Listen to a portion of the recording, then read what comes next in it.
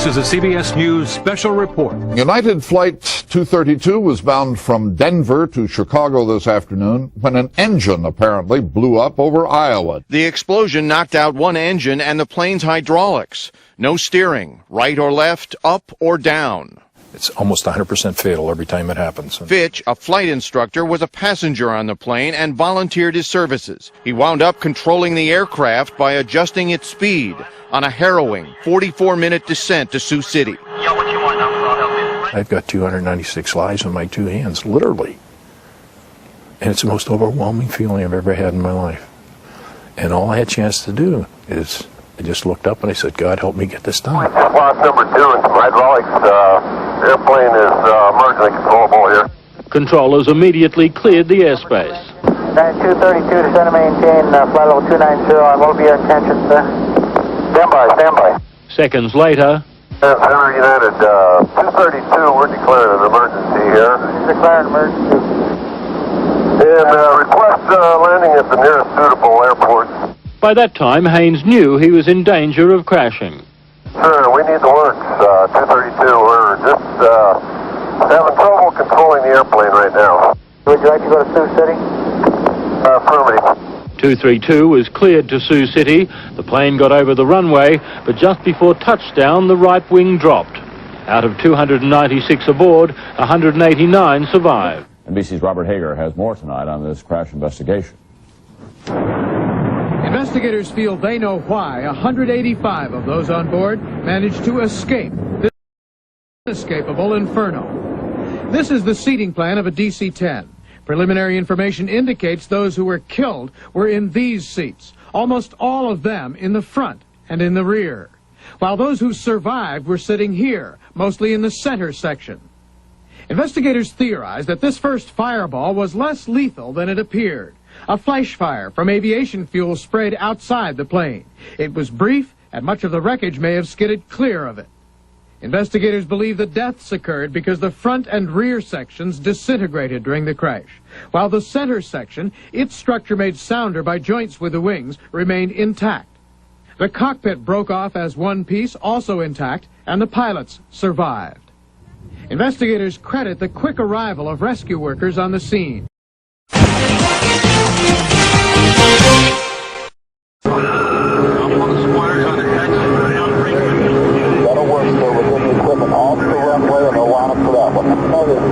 His wheels were down, his nose were up, his wings were level. Looked like it was going to be just a fast landing. You know, he'd roll off to the end of the runway to evacuate the aircraft. And I really thought we'd all be home for supper that night. I really didn't think. Of course, it doesn't happen in your town. It doesn't happen to you. At the end of the runway, it's just a wide open field. Somewhere around 400 feet above the ground, and we're going so fast, the captain said, pull the power off, meaning let's get rid of some of the speed. And I said, I can't. That's what's holding your wing up. Left turn. Close the throttle. Close them all. Back turn, close the throttle. Now, I can't pull them off if you lose it. That's what's turning you. Okay, hard. I looked down at the captain's vertical speed indicator, and I saw it at 1,800 feet per minute, which was intolerable. We couldn't hit that hard. And in a desperate effort, I firewalled both the engines, shoved both the throttles up to full power, and the time factor wasn't there for us. Okay, there you go. Left throttle. Left.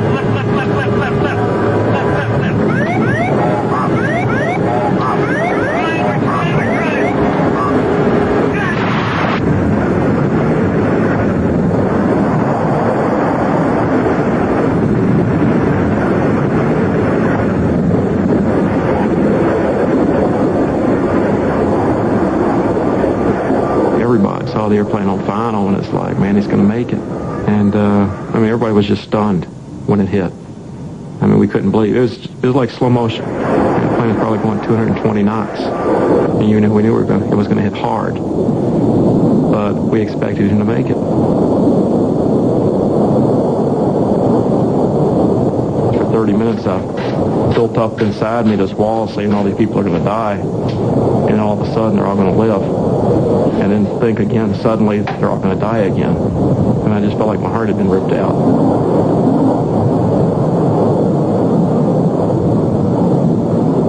We just dropped out of the sky and hit the ground. I mean, it felt like we slammed into the earth. And immediately, I mean, within seconds after the initial impact, I saw flames, I saw smoke, I saw people still strapped in their chairs being thrown around in the cabins, people thrown out of their chairs being thrown around the cabin. And, I mean, within a few seconds, there was a lot of chaos, there was a lot of destruction, and there was probably some death immediately upon that impact.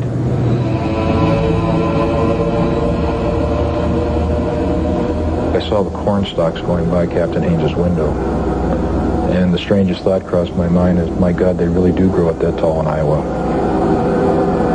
And of course, the bad news was that a normal DC-10 captain sits 22 feet in the air, and I know they didn't grow it that tall. So I knew that something bad had probably happened to our undercarriage or our landing gear. I remember tearing of metal.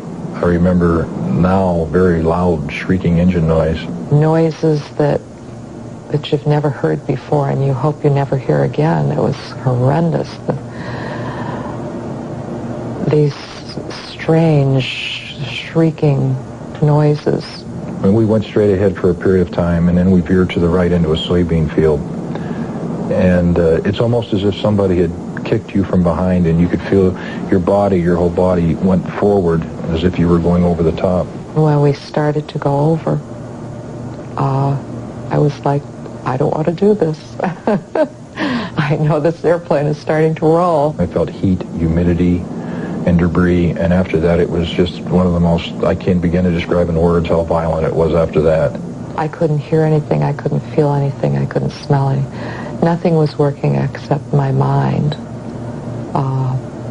It was like total body detachment or being in a protective cocoon. I then realized that 2/3 of me was suspended in fire, and I felt this is it. This is how I'm going to go. This is how I'm going to die. And it was the most incredibly peaceful moment I've ever known. That I was in no pain. I had no anymore. It was total peace.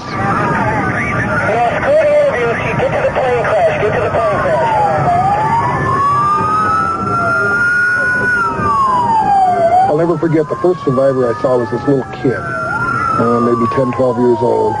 And then there was this woman wearing a dress, and they were both kind of laying on the field, and then they set up. They'd been tossed out of the aircraft, and they set up, and they got up, and they started walking to me. And my first reaction was, didn't somebody tell these people that this airplane was going to crash? I thought these were people out here on the airfield for some kind of a field day or a field trip or something.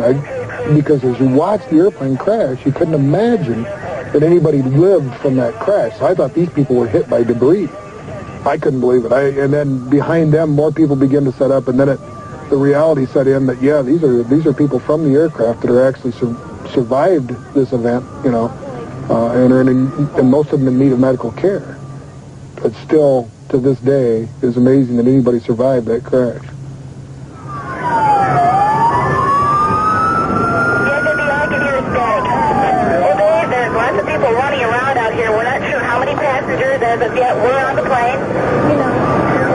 Many wonder why they survived when others weren't so lucky. I was a young single woman. I had no children, and I felt really guilty. Why me and not them? You cannot possibly understand the guilt of survival. You say, boy, you were lucky. You're lucky to get out of that. That doesn't work. It's quite painful because you want to trade your life for that 9-year-old you know died. Survivors often suffer years of painful trauma trying to cope. I went crazy. I was scared of everything. I felt like I was losing my mind.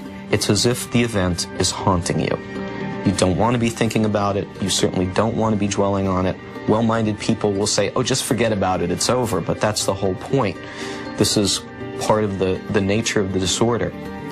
The people you are about to meet have all survived plane crashes, and their stories show that recovery from a crash is possible and can fundamentally change your life for the better. Going through something like this turned into a blessing. It gives you an appreciation of life that you would have never had, having not had this experience. All of us, to a person, can say one thing, that we're living better than we ever did the day before that accident. Being in the plane crash saved my life because I feel like I had a second chance at life. July 1989. A United Airlines DC-10 crash lands at Sioux City Airport. It disintegrates on impact. 111 die, while 185 survive.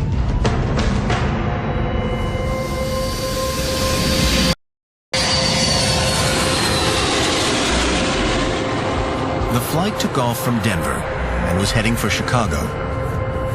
The captain at the controls that day was Al Haynes. We'd been flying about an hour. They'd served us our lunch, and we were just about over, just north of Sioux City, Iowa. And all of a sudden, this big explosion took place. It came as a complete shock. There was no warning whatsoever. I thought a bomb had gone off. It was very, very loud. Jan Murray Moore was a flight attendant in the first-class cabin. It was very obvious that something was terribly wrong. It was just, the plane was shaking after the explosion. You know, we started to porpoise in the sky. The noises were just incredible. I mean, it was obvious that we were in really, really bad trouble. A freak mechanical failure caused the loss of the plane's entire hydraulic system, crucial to the steering of the aircraft. The pilots were left with almost no working controls. By sheer luck, a senior DC-10 training pilot was a passenger on board.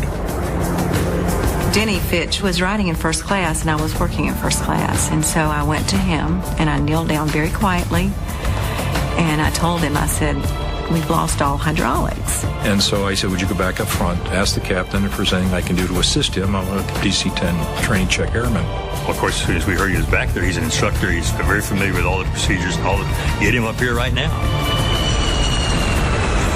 I went up to do the throttles, and right before I touched the throttles, I simply said, God, help me get this done. Denny now felt the enormous weight of responsibility for the people on board.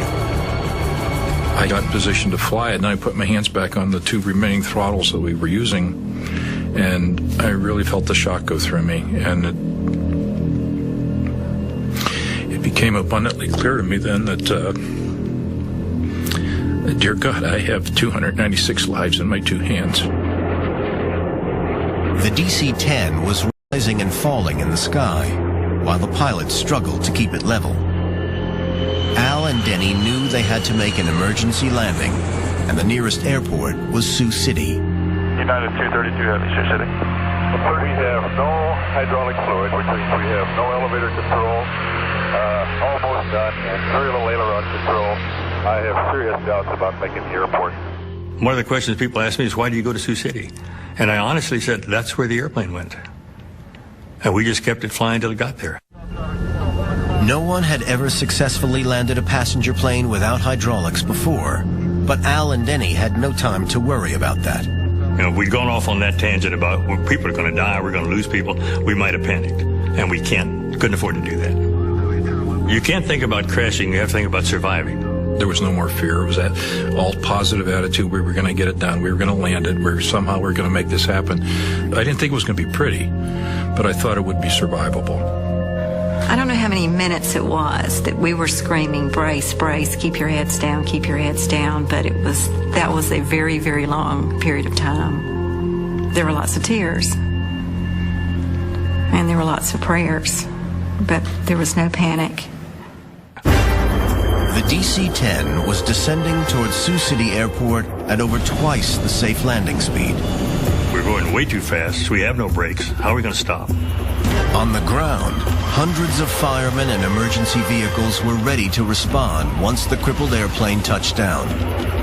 On board the plane, fear was palpable. It was the most frightened I have ever been in my entire life.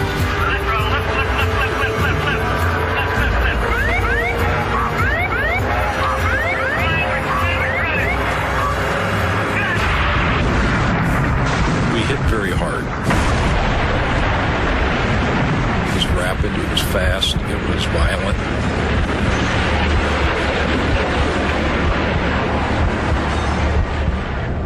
We started to flip backwards, and the force was just amazing. And it was dirt and smoke, and There was a fireball that came through the cabin. I can't begin to put into words what the sounds of the middle, the tearing, the acceleration loads. Like a pencil, we just snapped off and the cockpit became a 200-mile-an-hour ball rolling.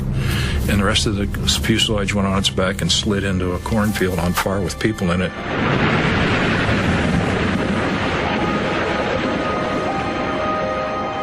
We came to a stop, and there was a little hole of light, probably about that big.